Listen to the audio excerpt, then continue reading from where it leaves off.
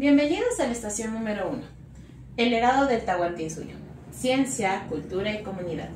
El día de hoy vamos a hablar sobre la agricultura en el Imperio Inca. El día de hoy vamos a hablar cómo es que los incas lograron adaptar una montaña o varias montañas a su sistema de agricultura, muy eficiente, que hasta el momento lo podemos visualizar en pueblos indígenas. Este sistema es también conocido como andenes o terrazas agrícolas. Nosotros vamos a identificar que ellos entendieron muy bien el proceso de este sistema, dado que en realidad la lluvia que caía pues no era desechada como tal, sino más bien que era absorbida de una manera más aprovechadora para la agricultura de esta cultura. Para explicarlo, lo vamos a hacer de la siguiente manera. El Inca o el Ayu trabajaba de una manera en comunidad. No trabajaban solos, en realidad ellos permitían que toda la comunidad esté absorta dentro de dicha actividad. Como la comunidad estaba implícita dentro de dicha actividad, vamos a entender que esto era un suceso muy respetado entre todos. También encontramos varios cultivos los cuales se producían en este sistema de agricultura, como por ejemplo el maíz, la papa, que actualmente tenemos una evidencia científica que aproximadamente existen 3000 tipos de papa. Así también encontramos la quinoa, la cual fue la base fundamental de la alimentación de los incas. ¿Qué sucedía con esto y cómo era que los ayus y la comunidad pues cultivaban? Ellos tenían unas bolsas llenas de semillas que ellos mismos obtenían de las anteriores cosechas. Como ya hemos visto, la agricultura en el Imperio Inca fue una base fundamental para que este imperio avance hasta donde nosotros lo conocemos o tenemos evidencia histórica de este imperio. Siendo así, Colombia, Ecuador, Perú, Bolivia y unas partes más alejadas hasta llegar un poco a Argentina, pues de esta evidencia de la magnífica agricultura. Con eso, avanzamos a la siguiente parte de la estación. Acompáñenme. Bueno, esta es la segunda parte de nuestra estación. Pero miren, hemos encontrado algo. O mejor dicho, a alguien. Amigo, ¿quién eres tú? Hola, mi nombre es Suma Yachak. Hoy voy a tratar sobre las plantas medicinales. Wow, amigo. Muchas gracias por hacer eso, porque en realidad nosotros encontramos a veces plantas, las cuales pueden ser hasta pasadas por alguna maleza, pero mira, yo encontré estas plantas y te las traje. Quiero que me digas entonces cuáles son. ¿Cuál? Mira, ¿qué es esto? Masua. Wow, muy bien, esta no la sabía. ¿Esta qué es? Muña. Listo. La siguiente encontramos coca. ¿Para qué sirve esto? Sirve para eliminar dolores y espíritus alejar. Bueno, encontramos, pero espérese. Esto huele rico. ¿Qué es esto? Manzanilla. También encuentro unas hojas. Uy, huelen un poco raro. ¿Hojas de qué son? De zanahoria blanca. ¿Y esta cosa que tiene un color medio raro y está en la planta? ¿Qué es? Ataco, sirve para hacer aguas que disminuyen el dolor de estómago. Muy bien, muchas gracias. Pero yo veo que tú tienes un vaso aquí. Voy a olerlo. ¡Uf! ¿Qué es esto? Trago o puntas. Wow, amigo, en realidad la naturaleza y la medicina ancestral es una base muy importante para la cultura inca, dado que en realidad era muy abundante el conocimiento en los cuales nosotros podíamos encontrar, ya sea para un simple dolor de estómago o de cabeza o de cuerpo, o también, como tú lo mencionaste, para alejar espíritus. Es algo muy importante, los cuales todos los incas debían saber. Muchas gracias, querido Amauta, por enseñarnos esto. Listo, amiguitos, vamos a la última parte para saber cómo era la jerarquía de los incas. Bueno, ya encontramos a la última parte de esta estación. Nosotros vamos a hablar sobre la jerarquía incaica. ¿Sabe alguien cómo es esto? Bueno, les comento. El color azul hacía referencia al pueblo. El color verde hacía referencia a la nobleza. El amarillo a la realeza. Y en la parte principal, en la punta, encontramos al Inca, que era considerado como un sol. Para esta parte de la estación, nosotros vamos a hacer uso de unos muñequitos, los cuales nos van a ayudar a identificar cada eslabón de nuestra pirámide. Como les había mencionado, en la punta encontramos al Inca, el gobernador de este imperio, el ente supremo de este. Y también debajo de él, siendo el segundo importante, encontramos a Lauqui. Este era el hijo del Inca. El siguiente son las panacas reales. Son estas las primeras generaciones de cada panaca, es decir, los que eran hijos de los hijos o el hijo del Inca. Para la nobleza de sangre encontramos a los restos de los miembros de estas panacas. En la nobleza de privilegio vamos a encontrar a varios personajes, como por ejemplo, personas que destacaron en su servicio militar, en los guerreros, sacerdotes o amautas, como ya lo habíamos visto anteriormente, o también altos jefes de pueblos. En el pueblo encontramos al Hatun Runa. El Hatun Runa era el pueblo en general. Aquí como tal había comerciantes, artesanos, agricultores. Para los Mitimaes encontramos aquí los grupos que se desplazaban para colonizar nuevas regiones, ya sean llevando tradiciones, costumbres o la misma agricultura. Y por último, en el último eslabón, encontramos a los yanaconas. Estos yanaconas eran los servidores del Inca, los cuales prácticamente eran esclavos, sirvientes o simplemente prisioneros de guerras. Listo, vamos a hacer una actividad. Para esta actividad vamos a darnos un ratito para recordar qué muñecos están y qué muñecos pertenecen a cada eslabón. Ok, como ya lo hemos memorizado, entonces vamos a quitarlos y vamos a hacer un juego de memorización. A ver qué tal nos va.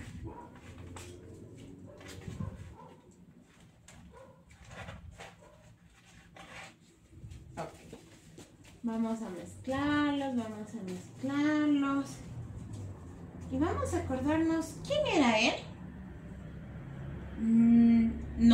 No era la nobleza de privilegio, era la nobleza de sangre. Listo, a ver otra vez.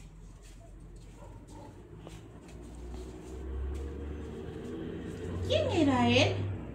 El Inca, muy bien, excelente. Vamos a colocarlo. Listo, ok, vamos al siguiente. ¿Quién era él? Él era el Hatun Runa. Sí, muy bien. Él integraba al pueblo en general. Muy bien, excelente. Vamos a las siguientes. ¿Quién era este Inca?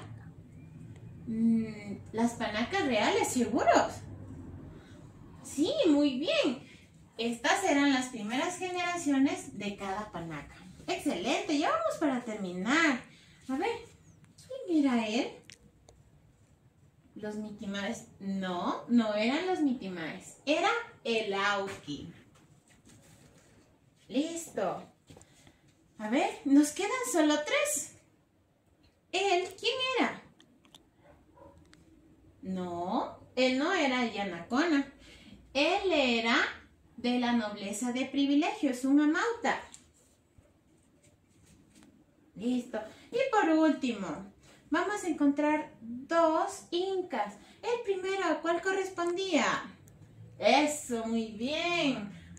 A los Mitimaes. Y por último encontramos a los Yanaconas. Muy bien. Listo, muchas gracias por asistir a la primera estación. Para que tu asistencia sea válida, no te olvides de hacer sellar o encerrar la estampilla, la cual va a encontrarse en la última página de tu pasaporte. Espero que disfrutes nuestro museo interactivo. Muchas gracias. Ya. Buenas noches, Magíster. Bueno, entrando al Museo de los Incas, también tenemos en la parte que podemos observar el tema de la escritura, en la cual se dirigían todos los incas en ese tiempo.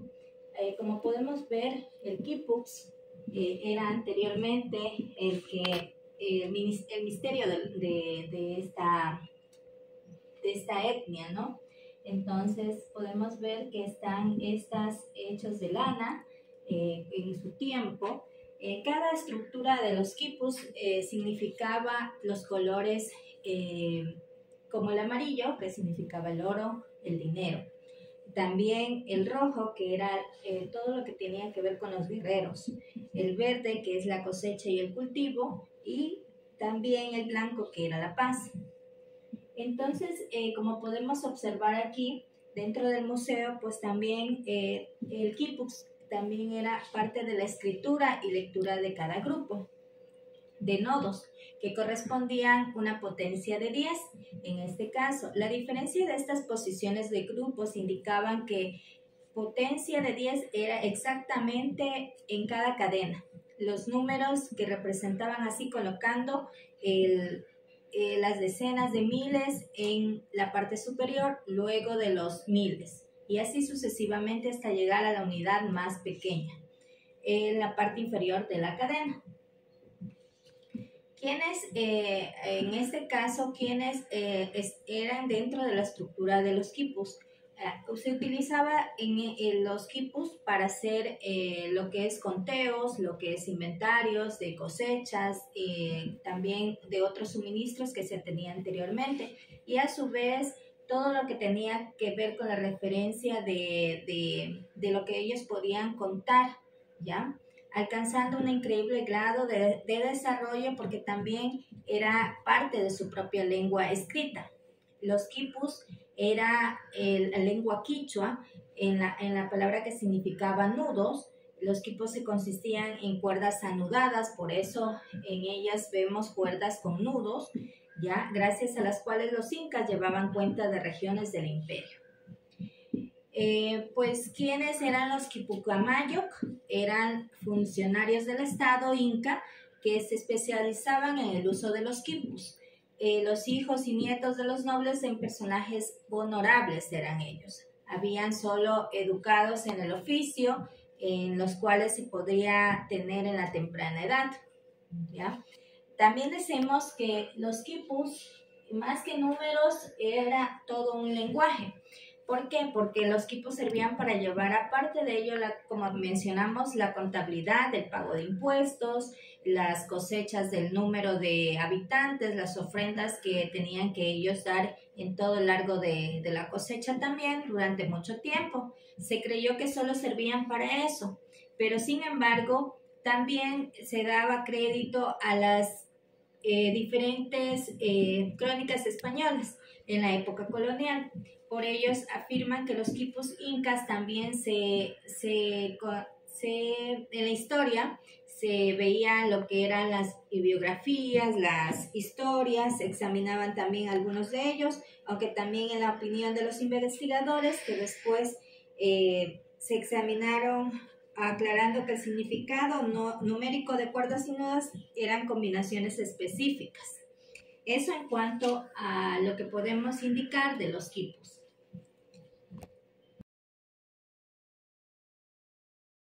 Hola, hola, bienvenidos a la estación número 3 de nuestro museo interactivo. El nombre de nuestra estación es Entre Coronas y Espadas. En esta estación vamos a hablar acerca de la guerra entre dos hermanos, Atahualpa y Huáscar.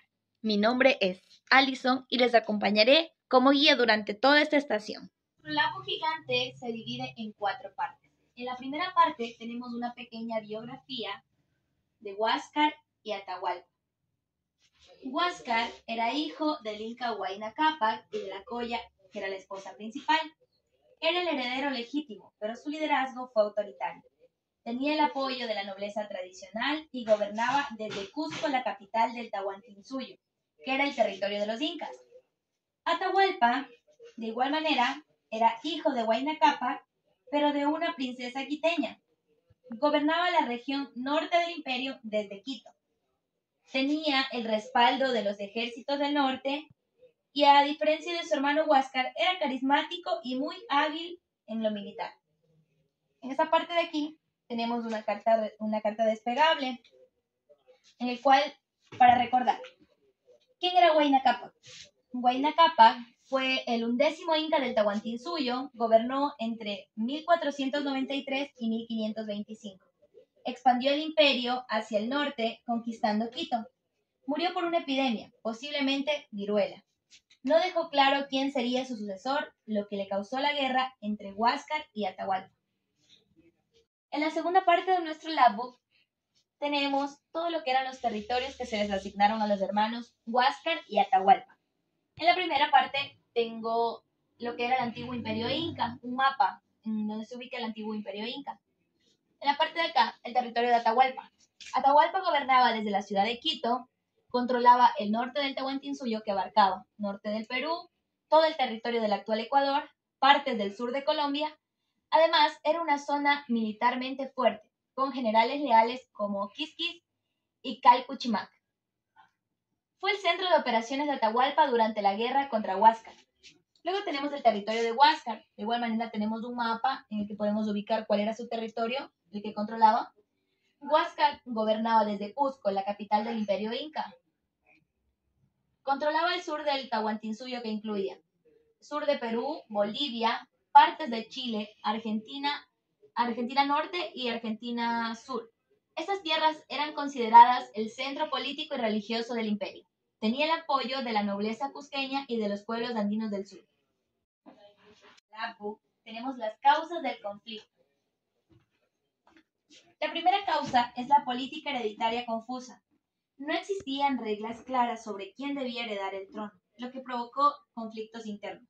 Número 2. Ambición de poder. Ambos querían ser el único inca, lo que generó rivalidad y tensión. Número 3. División del imperio. Tras la muerte del inca Huayna Cápac, el imperio fue dividido entre sus 2 hijos.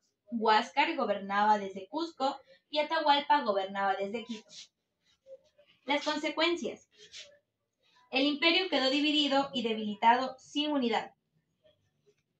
Fue el inicio del fin del imperio inca. Aprovecharon el conflicto para capturar a Atahualpa y avanzar rápidamente en la conquista del Tahuantinsuyo. Justo en ese momento llegaron los españoles dirigidos por Francisco Pizarro. Habla sobre el desarrollo de la guerra civil. La guerra empezó alrededor del año de 1529. Tenían alianzas. Huáscar fue apoyado por la nobleza de Cusco. Atahualpa tuvo el respaldo de poderosos generales como Quisquis y Calpuchimac. Estrategias. Atahualpa organizó un ejército fuerte y disciplinado, mientras que Huáscar intentó atacar el norte, pero fue derrotado. Traiciones. Algunos aliados de Huáscar lo abandonaron. Atahualpa fue más astuto y logró capturar a su hermano Huáscar. encontrar en nuestra estación un televisor interactivo en donde se podrá evidenciar acerca de la historia de los hermanos Huáscar y Atahualpa. En la primera parte, al fallecer su padre, Huayna Cápac, Huáscar fue proclamado inca.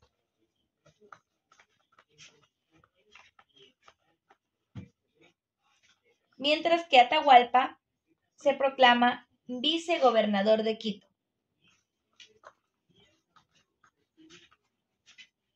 Al inicio de su gobierno todo iba normal. Huáscar escuchó rumores de rebelión en su contra. Empezó a desconfiar de todos, incluso de su propio hermano, de quien tenía miedo que siga conquistando tierras por el norte y decida atacarlo después. Empieza la guerra civil en Caica. Atahualpa salió victorioso, pero con un ejército debilitado, con enfermedades y con la llegada de los españoles. Estamos en la sala en la que representamos la muerte de Atahualpa. Esto vamos a ver a través de una línea de tiempo. En 1525 muere el emperador inca Huayna Cápac, quien fue el padre de Huáscar y Atahualpa. En 1527 hasta 1531 empieza la guerra entre Huáscar y Atahualpa por el poder sobre el Tahuantinsuyo. En 1532 Atahualpa derrota a Huáscar en una batalla sangrienta en Cotabambas. El 16 de noviembre de 1532, Francisco Pizarro y sus tropas españolas llegan a Cajamarca. En 1532, Atahualpa es apresado y ofrece una gran recompensa para poder ser liberado. Hasta el día de hoy, en el Perú, existe la sala que la llaman la del martirio de Atahualpa. El 26 de julio de 1523, Atahualpa es sometido a un juicio falso en el que le declaran idólatra y le dan la posibilidad de poder salvar su alma a través de su confesión. En la noche del 26 de julio de 1533, Atahualpa es ejecutado y en 1534 su general Rumiñahui quema Quito como parte de una venganza. También tenemos aquí la biografía de Atahualpa como Zapa Inca, la del general Rumiñahui y la de Francisco Pizarro, quien fue el que lideró las tropas españolas. Como podemos ver, en la parte inferior de nuestra pantalla está una virgen del Tahuantinsuyo. Las vírgenes que le acompañaban a Atahualpa, todas pidieron morir y al no querer matarlas, ellas se suicidaron. Vamos a continuación a ver el video. La captura de Atahualpa se produjo el 16 de noviembre de 1532, cuando los conquistadores españoles atacaron por sorpresa a su comitiva en Cajamarca. Después de acabar con la vida de un gran número de sus acompañantes, el último soberano inca fue hecho prisionero por los hombres que comandaba Francisco Pizarro. Pizarro había llegado a las costas peruanas con la intención de conquistar el gran imperio lleno de riquezas del que había oído hablar previamente, el de los incas. En esos momentos, además, el Tahuantinsuyo, el otro nombre por el que se conocía a ese imperio, se encontraba debilitado tras la guerra por el poder que había enfrentado a Atahualpa y a su hermano Huáscar. Tras intercambiarse algunos mensajes, Pizarro y Atahualpa acordaron reunirse en la localidad de Cajamarca. Los españoles convencieron al Inca de que acudiera sin tropas y prepararon una emboscada para capturarlo. Ya en el lugar de reunión, un fraile intentó convencer a Atahualpa de que se convirtiera al catolicismo. Su negativa fue la señal para que comenzara el ataque. Pizarro decidió capturar con vida a Atahualpa y lo mantuvo prisionero durante varios meses. Finalmente, fue juzgado y condenado a muerte por rebelión, herejía, traición y otros cargos. La ejecución se produjo en julio de 1533. Antecedentes. En esos momentos, 3 hombres aparecieron y se acercaron a Atahualpa: el fraile Vicente de Valverde, un intérprete indígena, y un soldado español que entendía algo del idioma inca. El religioso, vestido con su hábito, llevaba una cruz y un breviario. Cuando llegó a la altura de Atahualpa, inició el denominado requerimiento, mediante el que ordenó a Atahualpa que se convirtiera al catolicismo y abandonara su religión pagana. Además, le exigió que reconociera a Carlos I de España como su rey. A esta sesión del museo, en donde nuestra actividad se va a llamar Las huellas de la conquista, caminando entre nosotros. Y como podemos ver, este museo de aquí no está construido con joyas, ni con plata, ni con oro, ni con ningún material precioso. Pero aquí vamos a recorrer, vamos a recordar, vamos a tratar de conocer lo que fueron las consecuencias de la conquista española, cuando nuestros incas se enfrentaron a los europeos. Y para esto les voy a mencionar, a mostrar, vamos a observar lo que son estas tarjetas pop-up, en donde yo les voy a enseñar primero que todo lo que fue un quipus.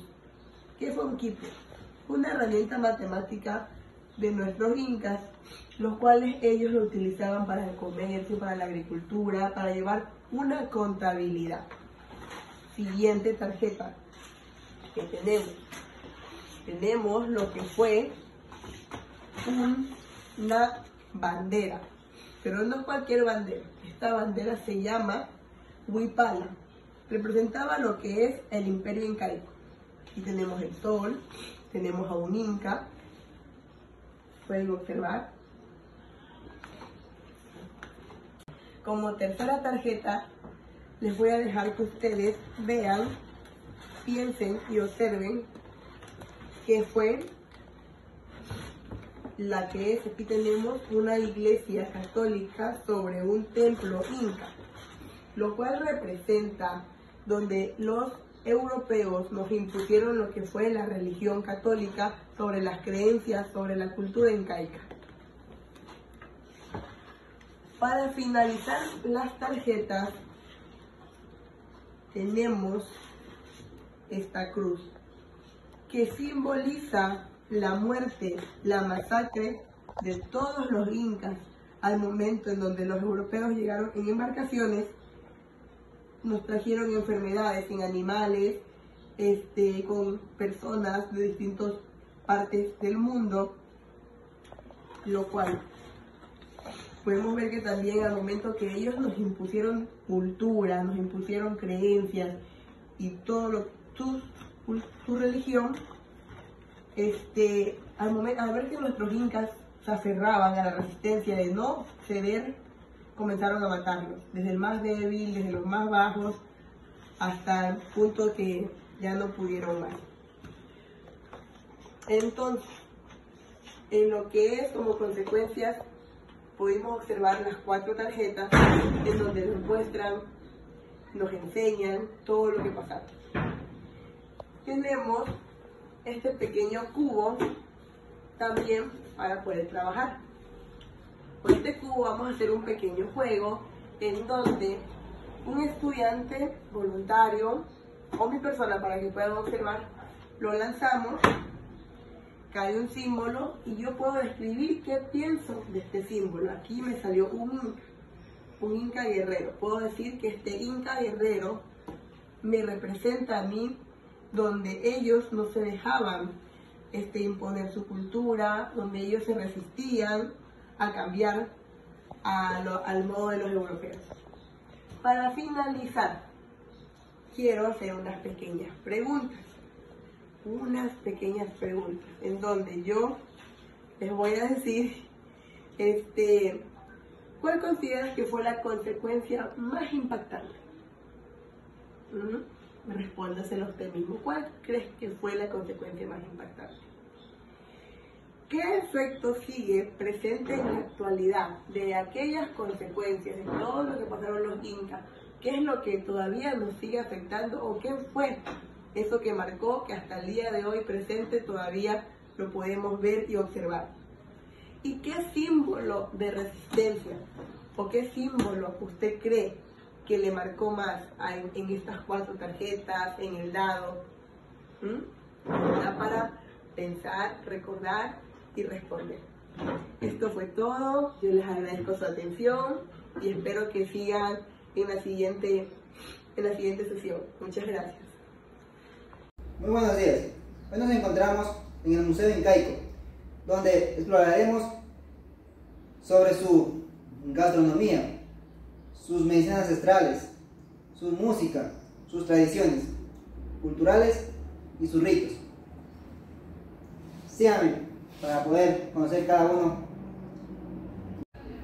Bueno, una vez dentro del museo, aquí nos encontramos en la parte donde están los instrumentos musicales. Bueno, aquí en esta parte tenemos al tambor. El tambor era utilizado para ceremonias o fiestas tradicionales que hacían los incas en el Tahuantinsuyo con los pueblos. Este instrumento fue construido o elaborado con piel de animales. Para tocar, se los tocaban con la mano o con un instrumentito que les golpeaba. En esta parte de acá nos encontramos con el código QR, el que nos dará el sonido original del tambor.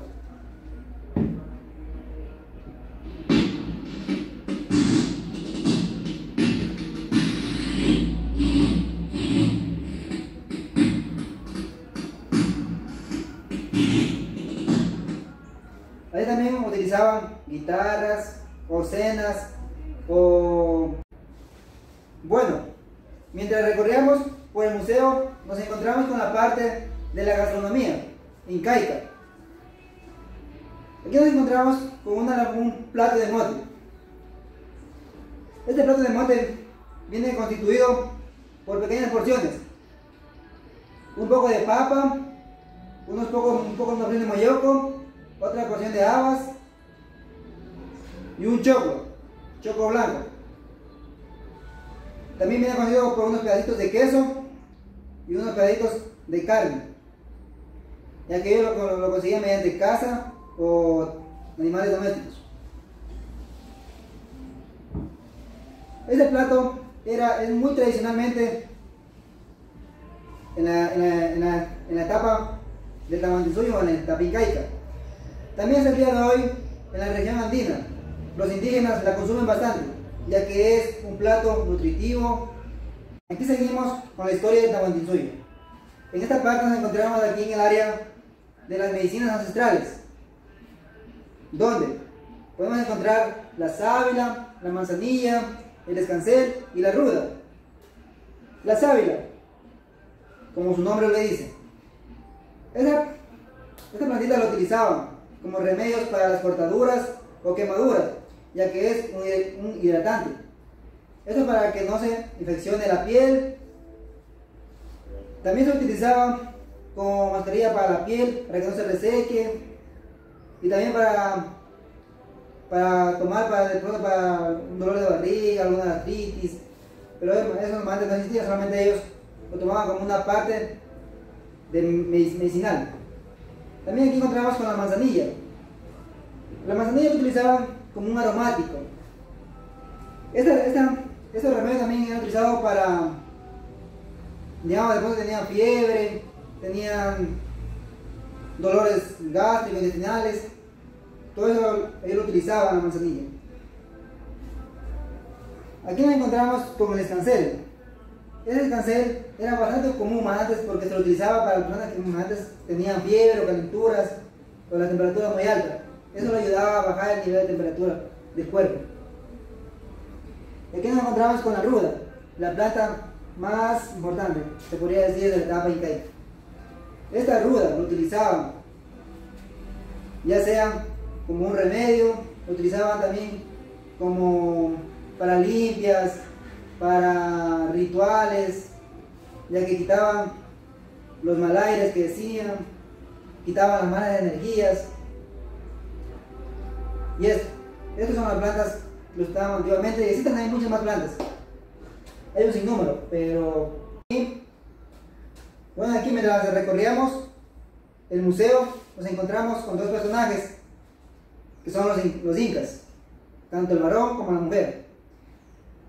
Aquí podemos observar al inca varón, el cual era cubierto, su vestimenta era algo parecido al poncho, que le cubría todo el cuerpo, pero esta se le llamaba como era una túnica larga, a la cual también se le amarraba con un cinturón en la parte de la cintura que se llamaba champín. El cinturón que lo podemos observar aquí en esta parte, eso se le llama champín. También se le colocaba en la cabeza una cinta con un plumaje. Bueno, esta vestimenta también se varían, depende de la sociedad incaica en ese tiempo que había, depende de los niveles y rangos de los incas. Bueno, aquí tenemos a la mujer incaica, la cual su vestimenta se comprendía por la prenda ashku. Era una túnica larga y grande, algo parecida al lungo de los hombres.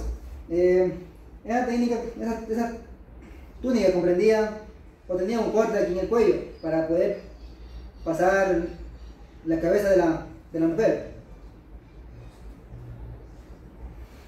Ya. Y también se utilizaba acá arriba una chelinita en el cuello, así, que le cubrían también la parte de atrás. Era un poquito más gruesa y un poquito más corta.